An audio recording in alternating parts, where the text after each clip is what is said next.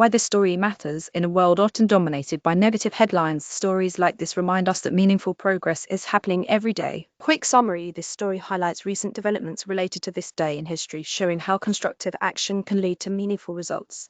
95 years ago today, Fred P. Newton became the first person to swim the length of the mighty Mississippi River. The 1,826-mile swim broke a record for the longest ever. It took him about 6 months to finish his journey from Fort Dan, near Minneapolis, Minnesota, to New Orleans. The Depression-era salesman from Clinton, Oklahoma, was in the water for 40 hours and protected his body from the cold by a layer of axle grease. 1930. More good news on this date. Would you like to read more good news about this day in history and on this day?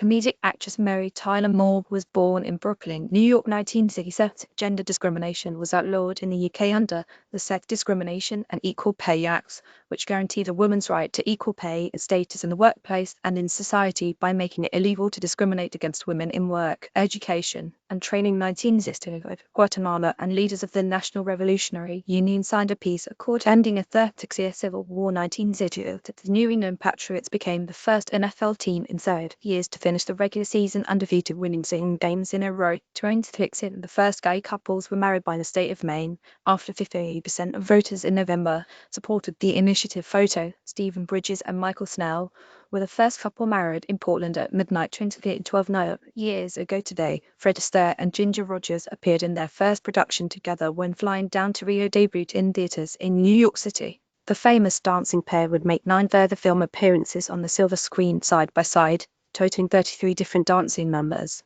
In Flying Down to Rio, they danced to the Oscar-nominated karaoke, a mixture of samba, rumba, and foxtrot that became a Latin jazz standard. Publicity photo from Flying Down to Rio. Despite not being cast as lead actor, Astaire was singled out for acclaim, asserting he's distinctly likable on the screen, the mic is kind to his voice, and as a dancer he remains in a class by himself. Ginger Rogers was described by Astaire and others involved in making the dances as by far and away the most talented partner for several reasons, not least because Rogers was in tune with the situation enough to realise that even though the dancing required such razor-sharp attention, the acting did not stop when the dancing began. 1935. Was it 2 years ago today? Charles Goodyear, who first patented vulcanized rubber, was born in Connecticut. Despite the obvious hint of his surname, the Goodyear Tire Rubber Company was not founded by Charles Goodyear, however it was named after him. He discovered the process of creating durable, waterproof, malleable rubber by heating it intensely. From 1865 all through 1874, Goodyear worked anywhere he could find investors and often moved locations mostly within New York, Massachusetts, Philadelphia, and Connecticut. In 1839, Goodyear was at the Eagle India Rubber Company in Woburn, Massachusetts, where he discovered that combining rubber and sulfur over a hot stove caused the rubber to become rigid, a process which he called vulcanization because of the heat involved. Later perfecting this technique and received U.S. patent number 3630. In 1916, he was inducted posthumously into the National Inventors Hall of Fame. 59 years ago, Paul McCartney began studio work on his new song Penny Lane. Named to the street near Lennon's house in the Beatles' hometown of Liverpool, McCartney and Lennon would regularly meet at the Penny Lane junction to catch a bus into the centre of the city. 1966, and 88 years ago today, Ireland was born when it adopted its own constitution, 15 years after the Irish War of Independence and its treaty-induced interim government was established. The document committed Ireland to democratic ideals that enshrine the people as masters. It also provided the right for every child to have a free primary education provided by the state.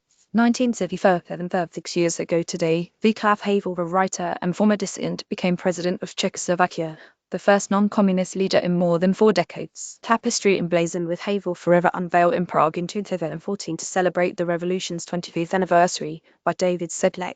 CC license. His political activities brought him under the surveillance of the secret police, and he spent multiple stints in prison, the longest being nearly 4 years. But his Civic Forum party played a major role in the non-violent Velvet Revolution that toppled communism in his country. The Czech author, known for his plays, essays, and memoirs, served until 2003 as president of the new Czech Republic. Upon his death in 2011 at age 75, former U.S. Secretary of State Madeleine Albright, a native of Czechoslovakia, said he was one of the great figures of the 20th century. 1967, photo by Xwexia new license, and on this day in 1902, the world's tallest outdoor bronze statue of the seated Buddha was completed in Hong Kong.